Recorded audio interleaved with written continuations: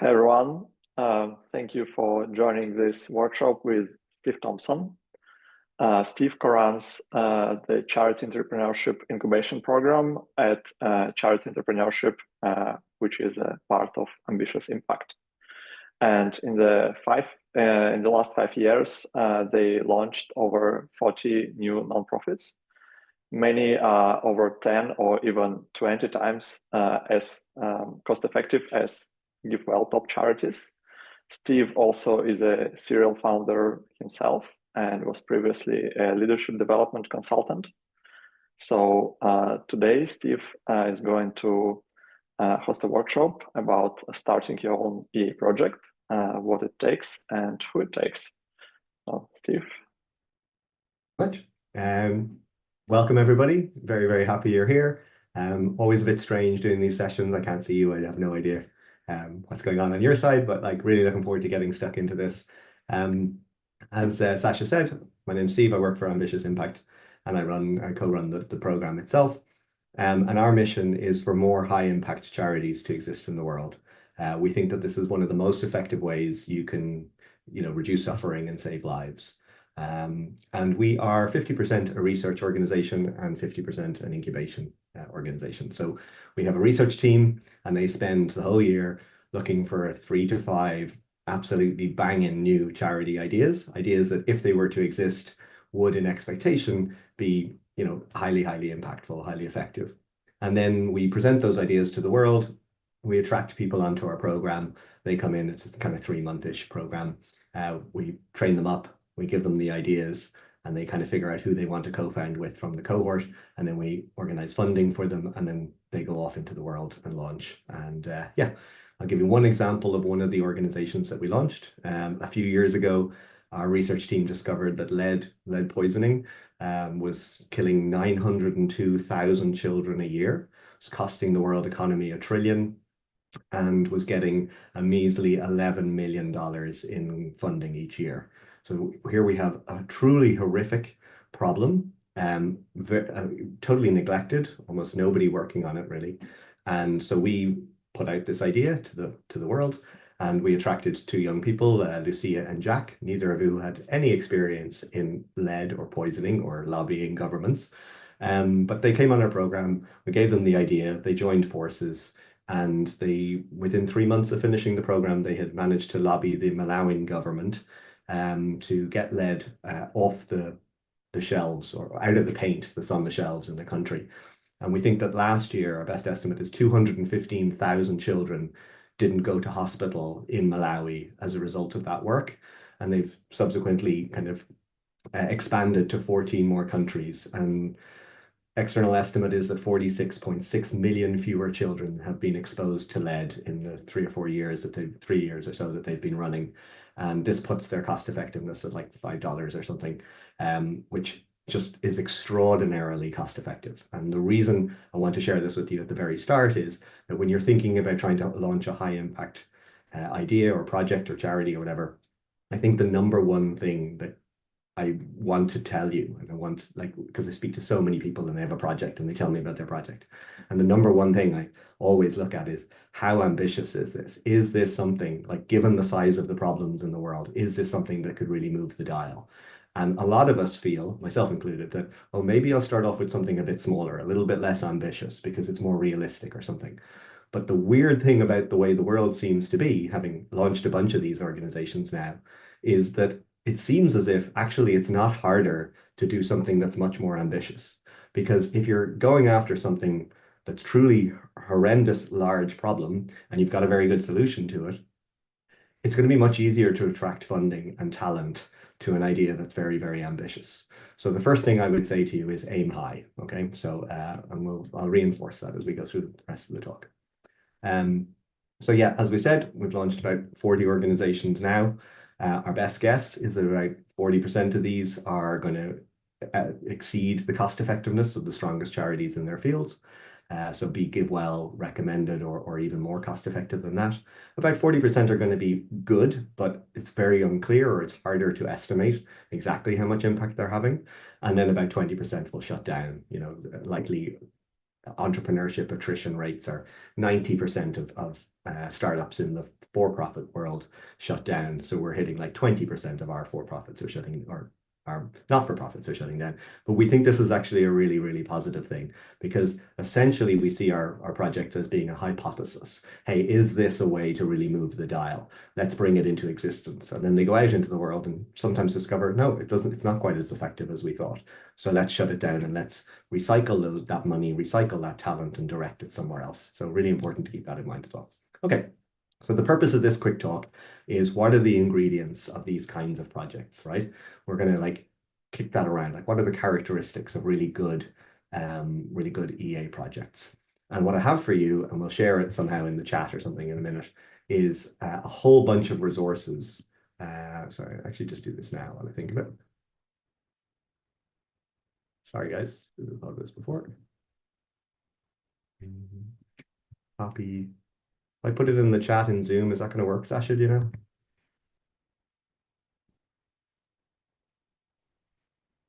Oh, I put it in the chat. Yes, I'm going to send this straight to the Swapcard chat and also attach to the Swapcard session, so you can access the. Great. Now, I know what's happened. Okay, where were we? Right. So yeah. So the way I've built this session is I'm going to introduce some key concepts. But for each one, I'm just going to do a very short, like little bit on it because it's a short session. And then I'm providing you with all of the resources, like loads of articles and tools and stuff.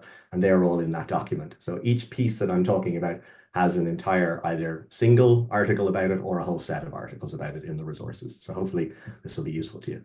So this session is all about what it takes to start one of these projects and who it takes. And if for some reason you need to, that's the QR code for the document as well. Okay. So the first one I want to draw your attention to in the resources is, hey, it's this blog post. Hey, I have an idea, any advice? So I would start there. I think that's a good starting place. And yeah, you'll just link through to that. But yeah, where I want to start with in our session today is really asking you guys, what do you think are the key ingredients or characteristics of a high quality idea? So just off the top of your head, into Swapcard in the chat section, if you could chuck in what you think are the qualities or characteristics or key ingredients of a really good high quality idea. And if you throw those in, I'll have a quick look at them as we go. But I'm going to also share with you what I think they are and what we've kind of learned over the years at AIM. So yeah, I'll have a look at those as they come in. But here are some of the things, like if we were doing this live, I'd discuss that all out, but we're not, so we're doing it like this. Okay, so here are some of the things that we think are particularly important. Not surprisingly, does the idea have expected value around like really large impact? Is it high in scale? Is it very neglected? Or is it very tractable, or some very good combination of those three? If you're surprised by that as our answer, you're probably not at the right conference, okay, at this point. Like if you don't know about scale, neglectedness, and tractability, highly encourage you to look into those. But yeah, so what the rest of this talk is I'm going to essentially be dipping into some of these items on the sheet here, or on the screen here, and we're going to just be exploring those a little bit. So in relation to impact, there's a whole bunch of articles in the resources section around why we think this is so important, around why cost effectiveness is important, how to think about counterfactuality and all this kind of stuff. So big kind of promotion for having a look at some of those resources. But just to put it in some kind of practical terms, if you come with a project and you're saying, hey, should I do this? Is this a good idea? There's no such thing as a good or a bad idea. There's only like relatively good or relatively not so good. Okay. And so it's important to be grounded in some kind of vague, at least vague metric or understanding of what a really good project looks like. And one of the metrics we use, or one of the guidelines we use, is that an idea that's on the plate that we're considering going to try and launch would be, in expectation, 5 times as cost effective as the Against Malaria Foundation. So they've distributed a couple of 100 million bed nets in the 15 or so years, I think, that they've been operating. So you can kind of guess how many they're doing in any one year, right? They publish all of this stuff. And then you say, well, would what I'm doing be anywhere close to, that? And our bar is, well, it needs to be at least 5 times as cost effective as that. Okay. So if you're nowhere near that number, nowhere near it, my big encouragement for you is to say, well, why not just pick an idea that is near that, right? And I know that sounds a bit harsh, but like there's a lot of good ideas out there, not nearly enough people to do them all. So rather than doing a pet idea, which makes sense, cool, go for it if you want, but I think you'll find it easier and you'll probably have more impact if you find an idea that at the very start looks incredibly promising. So I think it just makes your life easier as well. So if we imagine that, as we probably do all believe at this point, that something like this graph is true, that different interventions have vastly different cost effectivenesses, and that if you can get yourself to the right-hand side of that graph, you're just onto an absolute winner. I think what you should be looking for is, does this idea compare to ideas that are already kind of generally thought of as being very far to the right? If you pick an idea that's here, that's amazing. Well done. That's hard to find, but you be very careful you're not picking an idea that's here, okay? Because obviously the differences in impact is massive, but it's no harder to do an idea that's further up the curve. I really think it's easier. It can be extremely hard to tell that you're all the way. How do I point? I don't know, can't point. Screens are reversed. It can be very, very hard to tell that you're right at the very end of the cost effectiveness spectrum.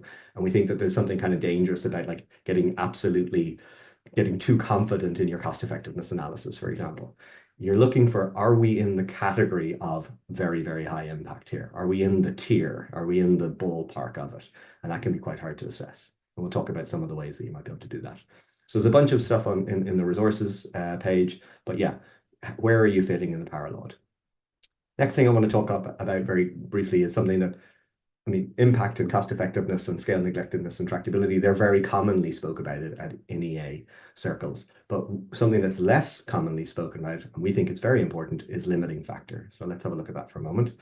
So there are certain issues that are, they're massive, like huge, big problems, but they're quickly limited by some other factor in terms of how much you can actually do on the problem. So GiveWell uses the example of surgeries being limited simply by the supply of surgeons. There's no point in building more surgeries and having a great intervention if there just simply won't be the number of surgeons that you need. And it can be quite shocking to find out some of these things. Like, it's not uncommon in some projects where, there's one surgeon for every 200,000 citizens in a country. One surgeon for every 200,000 citizens, okay? So it's not going to be the scale of the problem that will be the limiting factor for you. It'll be the degree, it's the amount of that problem that you can realistically address with the resources that you can pull in. So if there's a hard cap on the number of surgeons, you can't, just kind of wave a wand and create more surgeons in the world. So yeah, so have a think, always ask yourself, am I just thinking about this in like its most optimistic way? This is a huge problem, and yes, it could in theory be solved to a very high degree. Yes, fine, but what are the limiting factors? So have a look at the blog post in the resources to delve into that topic more. Second one I really want to kind of draw attention to that we think everybody looks at, but we think you need to look at it in more detail and have a higher, more rigorous bar for an evidence review is evidence-based. So most ideas don't have a lot of evidence. Some of them have a very good rationale, but we think certainly that evidence trumps rationale, all else being equal. So yeah, most ideas don't have a lot of evidence, but there are so many good ideas that do have a strong evidence base. I would be encouraging people to generally go and look at those first and say, hey, is there any of those ideas that I'd be particularly well suited to? Because the chances are they're a bit stronger. This is an example of an evidence review for one of our charity types. And down the left-hand side, it's probably a little bit hard to see on screen, but there's a whole bunch of scientific papers and studies down the left-hand side. You'll see that some of them are RCTs, some of them are observational studies, and these are all supporting documents, shall we say, that the idea is indeed horrendous and that there is indeed a very good solution to this, like a very well-studied, well-understood solution to this. So when we're thinking about evidence base, there's a whole bunch of considerations where we're asking ourselves, how many studies have there been? Is there convergence between those studies, or do they kind of point in different directions? How tall are the claims? That, like, does this sound like it's just like, wow, that seems strange? Because obviously the bigger the claim, the more evidence you need for that claim. What are the effect sizes in these studies?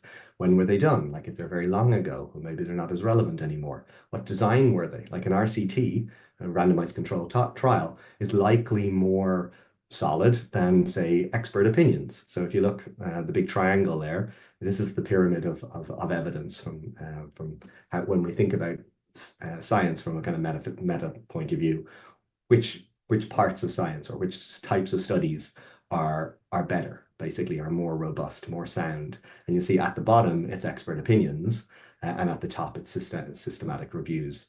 So those are reviews, hopefully, of RCTs. So multiple RCTs have been done, and a systematic review of those RCTs shows these results. So they're just like orders of magnitude. We could have more confidence if you're higher up the pyramid. So have a think about what quality of evidence there is. Where's the evidence coming from? What is the size of the samples? Is it generalizable? Is it like applicable? Okay, so it worked in one context. Is it likely to work in multiple contexts? Or was there something kind of idiosyncratic about where they did the study? And has there been a follow-up study that's been done since to check that the effect doesn't just reverse or, you know, diminish very rapidly over time? So all of these things together builds up like, oh, like idea A has a very strong evidence base. Idea B has a lot weaker of an evidence base, but it's more, let's say, for example, it shows that it might be more cost effective. Yeah, but it would need to be an awful lot more cost effective to make sense if the evidence is a lot weaker. Okay. Where do I get all these ideas, Steve? Well, there's loads of places, and I'm just obviously a bit biased. I'm going to draw your attention to some of the ones that we produce. So every year we produce our top ideas for the different charities that we want to launch, the different projects that we want to do. But you know, we also produce reports on the ideas that we didn't quite make our bar, or sometimes we just kind of go, you know what, we think this is an excellent idea, but for the right people, and we would find it hard to find those right people.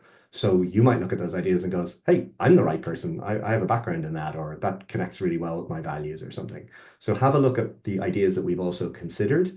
If we're publishing them, we're saying that they're really, really good. Like they're at least 5 times against Malaria Foundation, for example.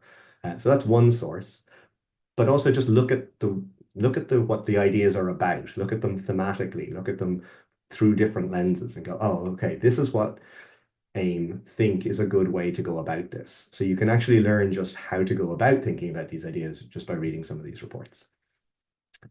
We go back, there's a whole bunch of reports from 2023. Yeah. So a question to be asking yourself here is the problem that I'm going to go and try and solve, is it really bad and is it really well understood?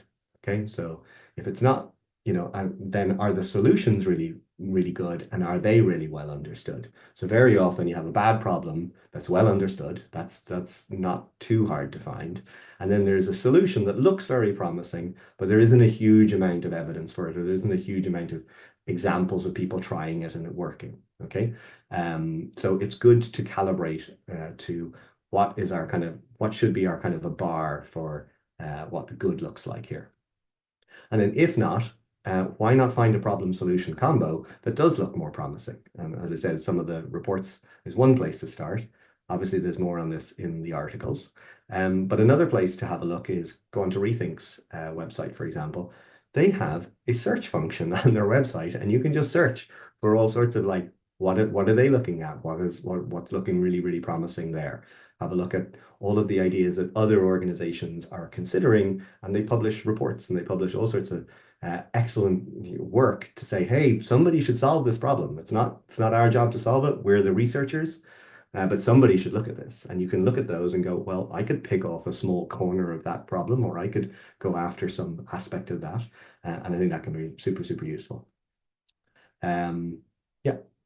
Another thing to do is expert interviews. So both for understanding the problem and the solution. So, you know, I encourage you to have a look at that. There's some materials on that in the resources page, but also just think about it. Like, is there a consensus amongst people who have looked at this area that there's a big problem here with a pretty good quality solution? Do a lot of people, or do a good number of people at least, think that this is broadly a good idea? And I think that's not a bad way to start as well. I'm not going to spend much time on cost effectiveness, but I do want to say one, I think, very important thing is that I have met many, many people at EA conferences, and they will say, yes, yes, yes, it's very cost effective.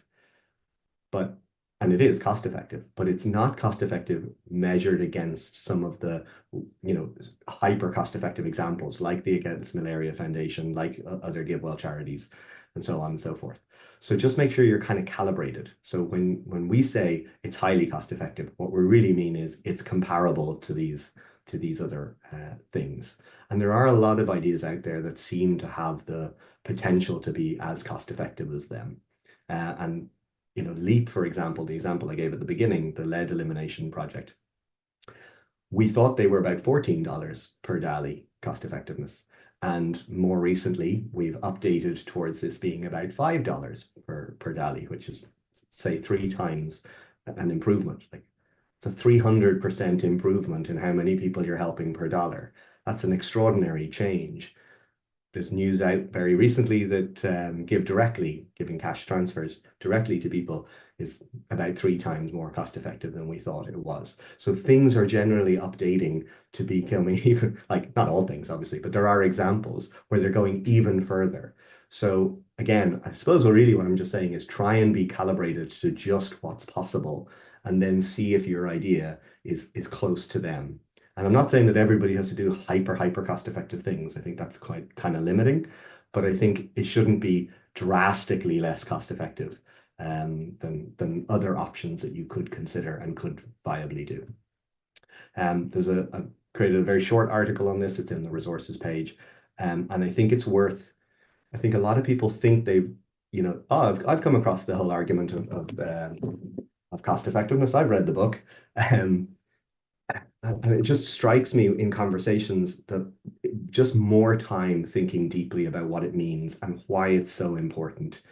I don't really know what to say, but I kind of wish that a lot of us would spend even more time really thinking deeply about what cost effectiveness really means and why it's so important to helping as many people as possible.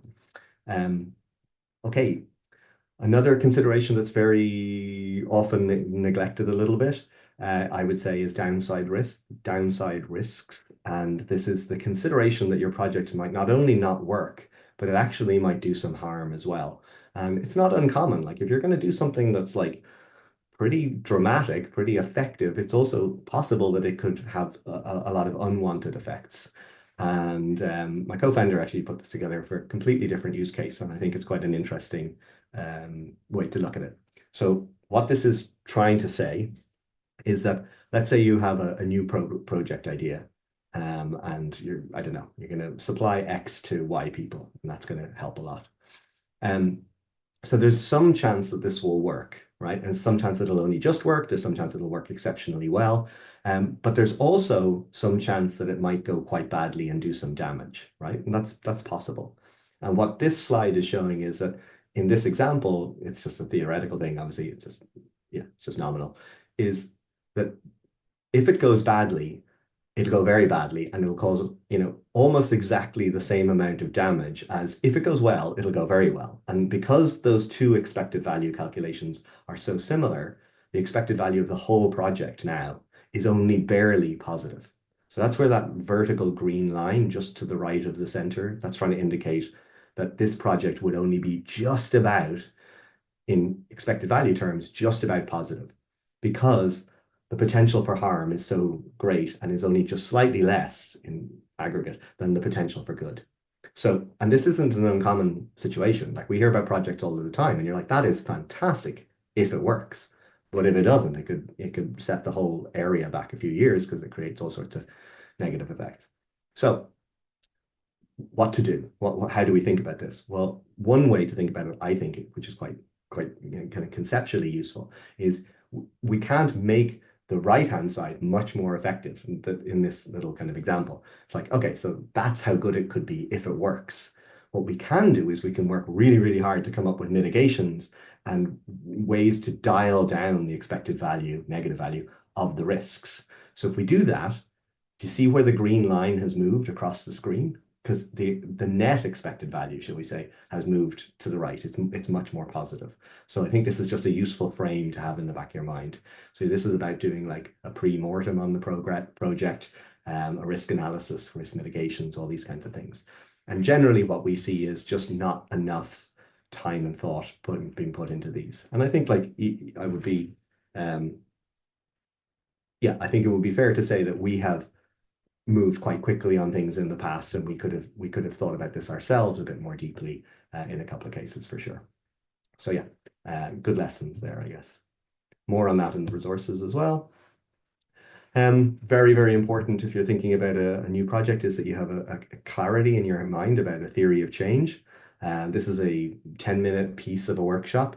I would have you look at the theory of change here, and then we'd have a nice discussion about why we think this is a terrible theory of change. So in this example, you're going to research the benefits of wearing masks, and then you're going to write an article about it with useful insights, and then you publish that article, and somehow that saves lives.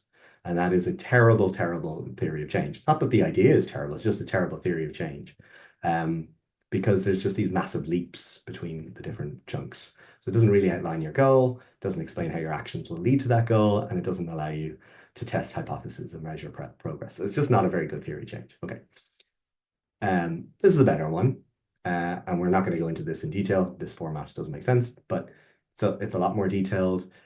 What you're going for is that each step in the chain seems to flow or follow very kind of robustly from the previous one. So if we do these activities, we're pretty confident or very confident that it'll almost certainly lead to these outputs. And those outputs in turn will naturally flow to these outcomes, which gets us these results. And if those results happen, well, then that gets us to our goal, and then we have our impact.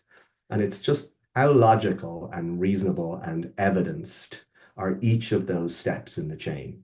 And it's not about like coming up with a nice story. It's coming up with, if you do that, it'll almost certainly lead to that. And that would almost certainly lead to that. So are the activities sufficient to bring about the outputs, which in turn bring about everything else? Okay. So top tips here. Work backwards. So in other words, work backwards from the impact that you're trying to have and say, okay, in order for that to happen, what would need to happen first? Okay, in order for that to happen, what would need to happen? And then you go backwards up the chain, rather than starting with your activities and going, oh, we're going to do these things, and they're going to be amazing, and they're going to lead to this magical result. So the image I have in my mind is, a bunch of dominoes you start off with a really small one, and then you get a bigger one and a bigger one and a bigger one, and you push over the first one, and somehow they all knock over, and then eventually you're knocking over this massive domino at the end. And in truth, just the dominoes are often just too far apart. You knock over the first one, and the second one doesn't even wobble. So you're looking to have a theory of change where it just seems very robust. So one of the big beauties of a theory of change is when you lay it out, it forces you to think these things very clearly and say very obvious things often, but it also forces you to articulate your assumptions and articulate how likely you think they are. And then you can share this theory of change with other smart people, and they can interrogate it. And because of the nature of a theory of change, it gets you to the conversations that you really need to be having about how plausible all this is pretty much straight away, because somebody can just look at it and go, yeah, but would that really lead to that? And tell me more about why are you confident that that would lead to that? Do you have any evidence for that? And yeah, sometimes you do, and sometimes you don't. And you go, okay, so for the bits that I don't have evidence, now I need to do tests, or now I need to find experts that can help advise me, or now I need to, whatever happens to be. Okay. All right. We've supplied an entire chapter of our newer book, which is called How to Launch a High Impact Foundation, which is effectively, it's a completely different book, but it's also got a lot of updated sections from our older book, which is How to Launch a High Impact Nonprofit. So not all of the content is like entirely dissimilar. It's just that the new book is like what we would love to rewrite this towards, and we will in time. So we're supplying as part of the resources that entire chapter on theory of change. So hopefully that's going to be very useful to you to explore your theory of change. Okay, so we've gone through a whole bunch of stuff there very, very quickly. I haven't touched on everything, I'm sure, I know, but I'm trying to just get through as much as I can. But there is one more characteristic of a quality idea that I wanted to share with you, and that is the likelihood of getting funding. Because if it's not going to ever get funding, it's going to be, it's going to be extremely hard to get it off the ground. So rather than me going a 30-second rant about how you're going to get funding, I just thought, well, it would be better to supply you with a bigger resource. So there's like a 45-minute talk there from Joey, who has been exceptionally successful. He's co-director of Ambitious Impact and founder. He's been exceptionally successful in thinking about and getting and managing entire funding systems and circles within the EA. So I would encourage you to have a look at that video. It's a little bit out of date, but the lessons in there still make a lot of sense. And that's, again, in the resources. So hopefully that's useful to you. Okay. A couple of general points. When I talk to people about their projects, I would say a lot of the time they do have a lot of this stuff in play. Oh yeah, I have a theory change. I do have some evidence. I have this and I have that. And I go, yeah, you do. You have all of them. I can tick the box, but kind of just in some cases, just barely.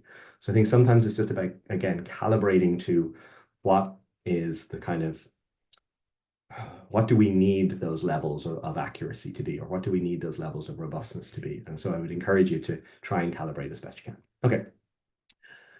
Meta point is that very often when we speak to people and they have a good idea, they have used one tool to assess the idea. And I definitely was guilty of this myself. So your one tool it'll be different for each of you. Some people, they're absolutely sold on cost effectiveness, and they will do a CEA or cost effectiveness analysis, or they will have very good rationale for why their project is super cost effective. However, they have some blind spots around, say, the evidence review or expert opinion or some other things, some other aspects, maybe the limiting factor they haven't given a lot of thought to or whatever.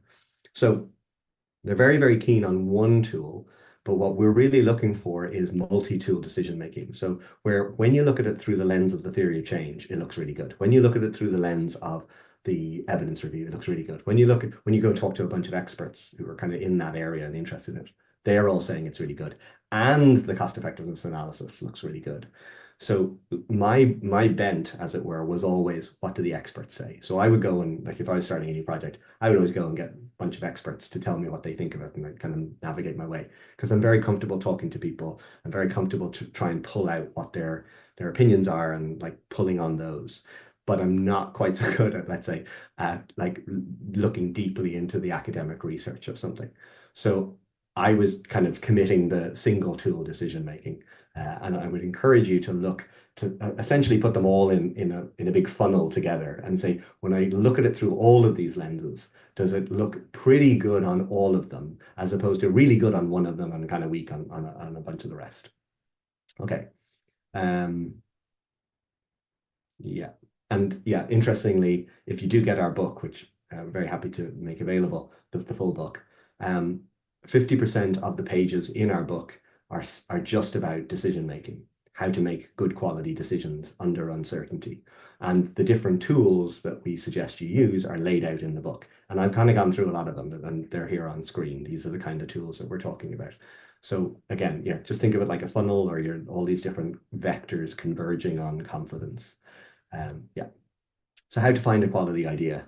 Zoom out for a moment, just time check. Okay, yeah. How to find a quality idea. So I used to run a school for entrepreneurs, and for 10 years prior to that, I ran training programs and consultancy for-profit entrepreneurs. And yeah, a bit cautious of the next piece of what I'm about to say.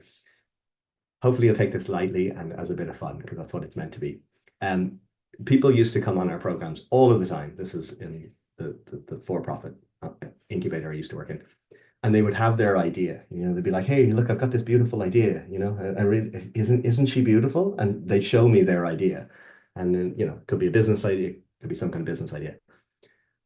And unfortunately, they're like, hey, take a look at my cute baby. And my job for many years was to go, I'm really sorry to say this, but you actually have an ugly baby, right? So it's like, yeah, it's not a good idea, right? And because they're so invested in it and they care about it, because they've given birth to it, came from them, their minds, it can be very, very difficult to get people to unhook from their ideas.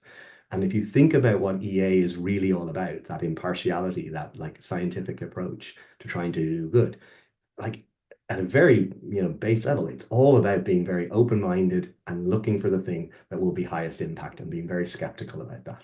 So you should, if you have an idea and you think it's beautiful, on the one hand, I want you to be super ambitious and to push forward through that doggedly. On the other hand, I want you to be critical. Okay, and I think this is quite a difficult line to walk. I think it's an incredibly difficult line to walk because you do need that kind of passion and that like belief and determination, but you got to be super skeptical as well. It's just unlikely that any given idea is really, really that strong. So yeah, basically, I would encourage you to do some of these things. So brainstorm hundreds of options or at least tens and 20s of options rather than going with your first one.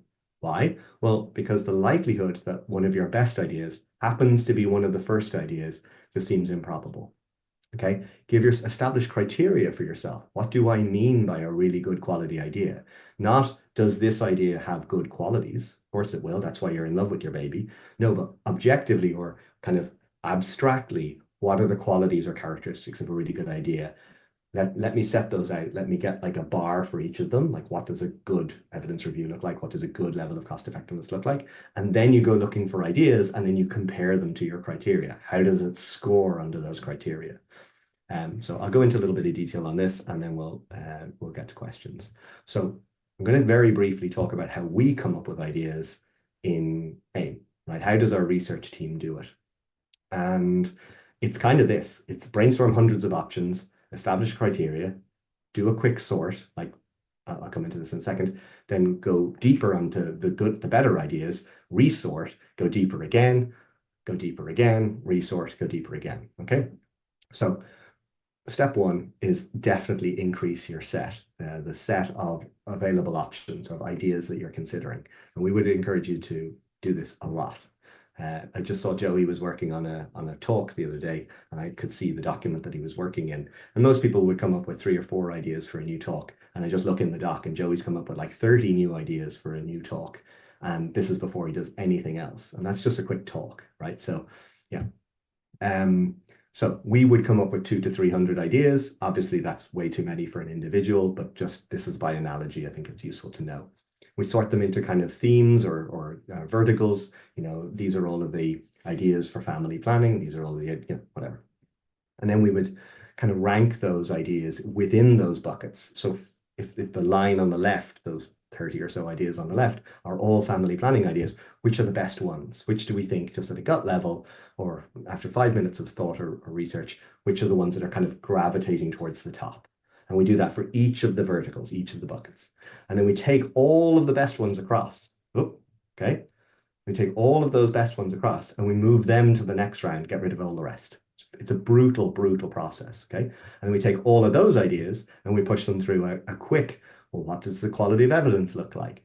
How scalable, neglected, and tractable it is? What's the expected value if this works? And are there any serious risks? Sorry. And then that gives us a ranking of all of those ideas, and we take the top section off them, cut the top off, they progress forward to the next round. Now we're down to just 15 ideas. We go deeper on them, do a big evidence review, much more robust, might do expected value calculations at this point, identify crucial considerations, concerns, risks, those kinds of things, and start to speak to people in the industry or relevant to that particular idea. Maybe the researchers who did some of the more important papers that you're going to look into. Any updates from them, any further context that they can give you. Chop off the top section of those. We're down to 8 ideas. Now we do full research, produce ADR reports on all 8 of them. This includes in-depth theory of change, well, not in-depth, actually medium-depth theory of change and some risks, and then they all get cut down, and then we're down to 3 ideas maybe, and we do full reports on those. So it's a big funnel, and we end up with a very small number starting from a very large. And you can read all about that process. So obviously I'm not encouraging you to do quite that, but I am encouraging you to do an analogous amount given your resources. Okay, what else is predictive of a project's impact? We're not going to have time to go into this because I'm keen, Sasha and I were speaking beforehand, and there seems to be a lot more value in doing Q&A, but I do want to speak to this very briefly and then we'll wrap up Q&A. So what else is predictive? Well, the other major predictor of how impactful a project is, other than the quality of the idea, is the people, who's doing it. This seems to be incredibly important. So much so that when we look at our own organizations, the ones that we've helped launch, there's quite a variance between how impactful they've been. And we think that, yeah, there's luck is definitely involved. The quality of the idea is definitely an element, but certainly there seems to be a strong correlation between the talent of the people running the projects and the degree to which they have like outsized impact. So one way to think about this is that as well as ideas potentially existing on one of these kind of power law distributions, maybe people do as well in terms of their fit and their talent and their capability to run a project like this. So if you get a really banging idea and you multiply that by a really banging team, then you get an enormous amount of impact. I think take this with a pinch of salt, but I think broadly this is fairly true. So what then are some of the key traits of a great project runner or a charity entrepreneur? A lot of people think things like this, and we think these are all wrong. Our experience, we update every year, we calibrate, we look at what our predictions were about what's going to work and who's going to be particularly successful, and then we update every year. And we think that age is not a good heuristic. We've had 19-year-olds on our program, we've had 60-somethings on our program. Past expertise doesn't seem to correlate particularly well, which is very surprising. Personality traits, not so much. Existing network, no, not really. So these are what we have continually updated towards, and been really interesting. I mean, I went on the program myself. I launched Training for Good through the program, which was an amazing experience. And I've now that I'm running the program itself, I'm running it through multiple iterations. I get to kind of see how predictive are these things, and they are. This is like solid at this point. I mean, not set, but increasingly solid. So ask yourself, how highly would your co-founder or would you rank on these things? Nobody is perfect, for sure. 50% of the most successful founders we've had from previous years didn't even think that they should apply, let alone that they would get on the program. So don't doubt your potential just because you have doubt. That skepticism is probably a good sign for you.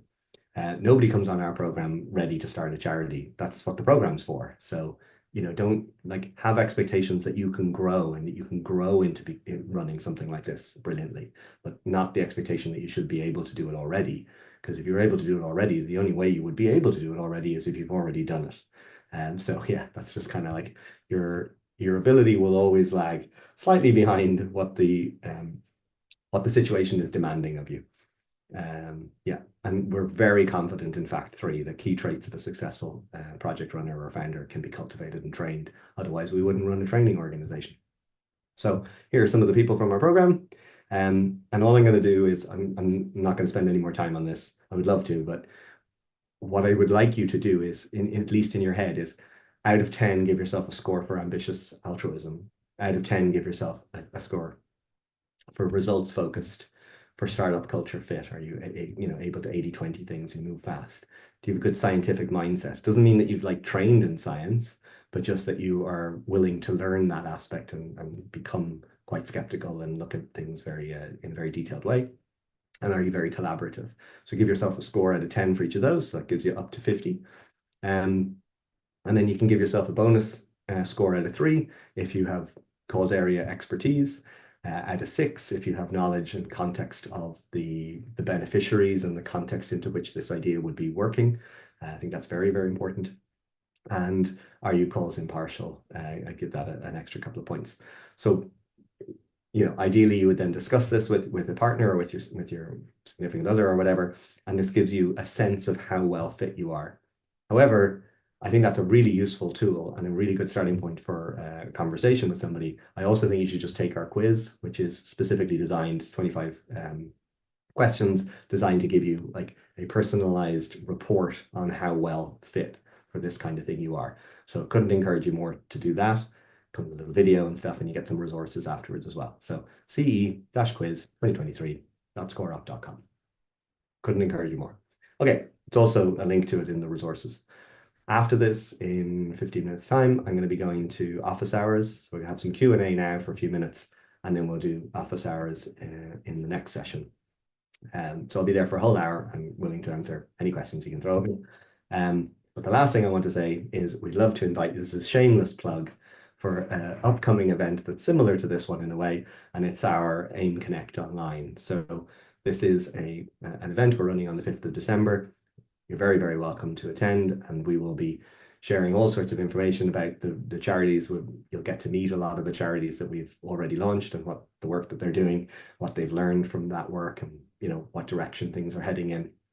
And yeah, so we'd love you to check that out, and might see you there. And that's me. All right, Steve, thank you so much for the talk. We have plenty of questions in the chat.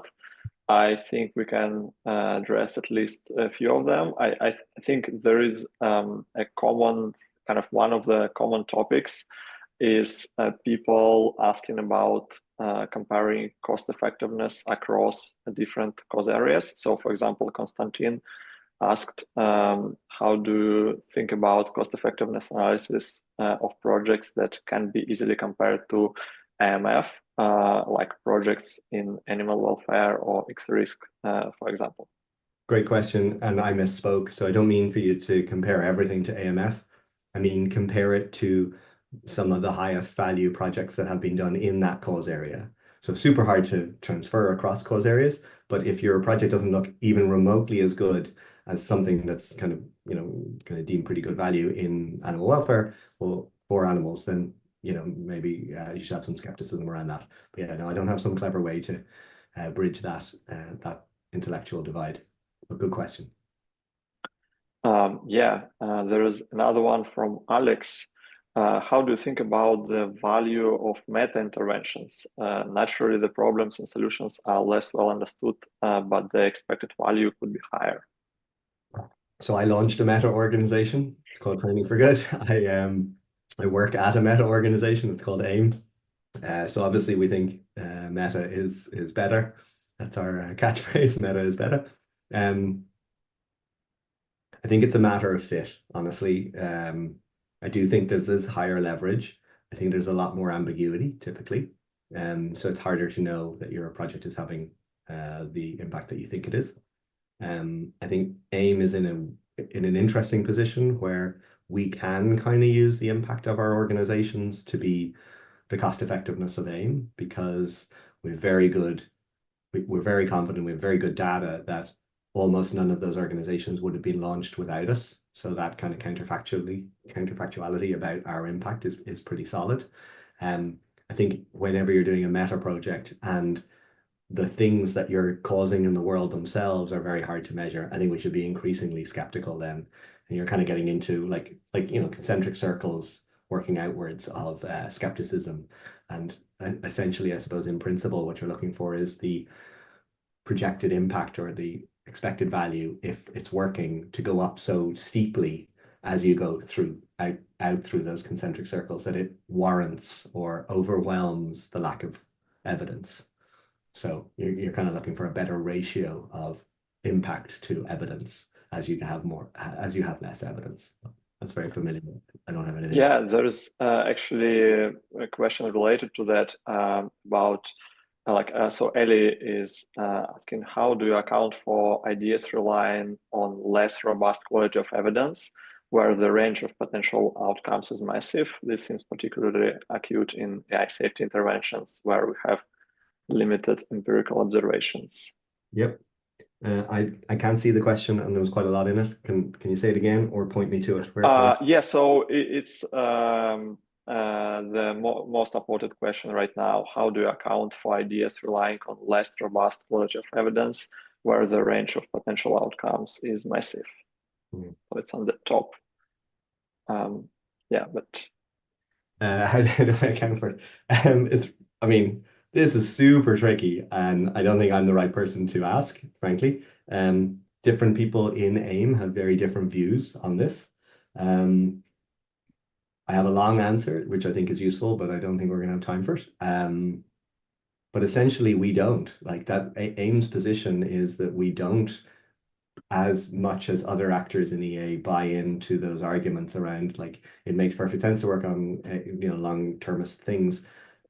Because the upside is so high, but when there's no evidence at all, what do you do? And AIM's collective response to that, and we all vary in our opinions, is essentially, let's work on things that are particularly evidence-based. So we lean heavier in the other direction than other EA organizations for sure. Like, yeah, it's almost like a different value set around epistemics essentially, and we believe that it's very, very hard to know, and when you don't know, then maybe it's worth taking a lower aim, but making sure. Very quickly, my own personal view on this is entrepreneurship works really well in the for-profit sector as an ecosystem. Venture capitalists might invest in 100 businesses, or a set of venture capitalists might invest in 100 businesses in the hope that one of them goes big, and that makes all of those investments worthwhile.